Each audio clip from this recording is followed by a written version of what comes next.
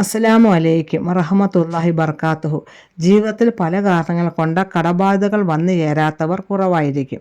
എത്ര കഠിനാധ്വാനം ചെയ്താലും ചിലപ്പോൾ കടങ്ങൾ വീട്ടാൻ നമുക്ക് സാധിക്കാതെ വരാറുണ്ട്.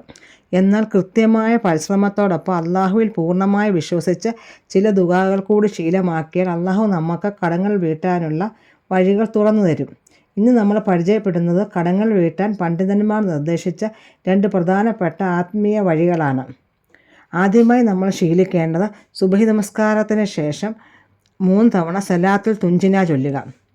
അല്ലാഹുമ്മ സല്ലി അലാ സയ്യിദിന മുഹമ്മദിൻ വഅലാ ആലി സയ്യിദിന മുഹമ്മദ് സലാത്തൻ തുഞ്ചിന ബിഹ മിൻ ജമീൽ അഹ്വാലി വൽ ആഫാത്ത് വ തഖ്ദീലന ബിഹ ജമീൽ ഹാജാത്ത് വ തുതഹിർന ബിഹ മിൻ ജമീ സയ്യിആത്ത് വ തർഫഉന ബിഹ ഇൻദക അല ദറജാത്ത് വ തുബല്ലിഗുന ബിഹ അക്സൽ ഹയാത്ത് ബിൻ ജമീൽ ഹൈറാത്ത് ഫിൽ ഹയാത്ത് വ ബഅദൽ മമാത്ത്.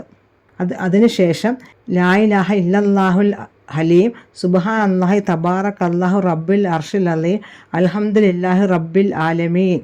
ഈ ദിക്ർ 101 പ്രാവശ്യം ഓതുക.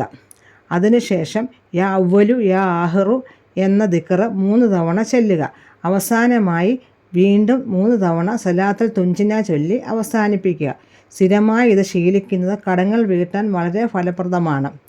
അതിനുശേഷം രണ്ടാമത്തെ വഴി, വെള്ളിയാഴ്ച ദിവസം ജുമാ ദിവസം കുളിച്ച് വസ്ത്രം ധരിക്കുന്ന സമയത്ത് സൂറത്തുൽ ഖദർ, അതായത് ഇന്ന അൻസൽന ഫീ ലൈലത്തുൽ ഖദർ അമാ അദ്റാക മാ ലൈലത്തുൽ ഖദർ ലൈലത്തുൽ ഖദർ ഹൈറും മിൻ അൽഫി ഷഹർ തൻസലിൽ മലായികത്ത് വറൂഹു ഫിഹ ബീദിൻ റബ്ബിഹി മിൻ കുല്ലി അംറി സലാമി ഹത്താ മത്ല അൽ ഫജർ 46 തവണ ഊതി അല്പം വെള്ളത്തിൽ ഊതുക. ഈ വെള്ളത്തിൽ നിന്ന് കുറച്ച് നമ്മുടെ വസ്ത്രത്തിൽ തളിക്കുക. ബാക്കിയുള്ള വെള്ളം കുടിക്കുകയും ചെയ്യുക. ഓരോ വെള്ളിയാഴ്ചയും ഇത് തുടർച്ചയായി ചെയ്യുക. വസ്ത്രം ഇടയ്ക്കിടയ്ക്ക് മാറുമ്പോഴൊക്കെ ഇപ്രകാരം ചെയ്യുന്നത് കടബാധ്യതകൾ തീരാനും അപ്രതീക്ഷിതമായി വരുമാനം ലഭിക്കാനും കാരണമാകും. ഏതൊരു ദുആയും കർമ്മവും ഫലപ്രദമാണെങ്കിൽ അള്ളാഹുവിൽ പൂർണ്ണമായി വിശ്വസിക്കുകയും മനസ്സാന്നിധ്യത്തോടെ അത് ചെയ്യുകയും വേണം. അള്ളാഹു നമ്മുടെ എല്ലാ പ്രയാസങ്ങളും നീക്കിത്തരട്ടെ. ഈ വീഡിയോ ഉപകാരപ്രദമായി തോന്നിയാൽ മറ്റുള്ളവരിലേക്ക് ഷെയർ ചെയ്യുക. അസ്സലാമു അലൈക്കും വറഹ്മത്തുള്ളാഹി ബർക്കാത്തുഹു.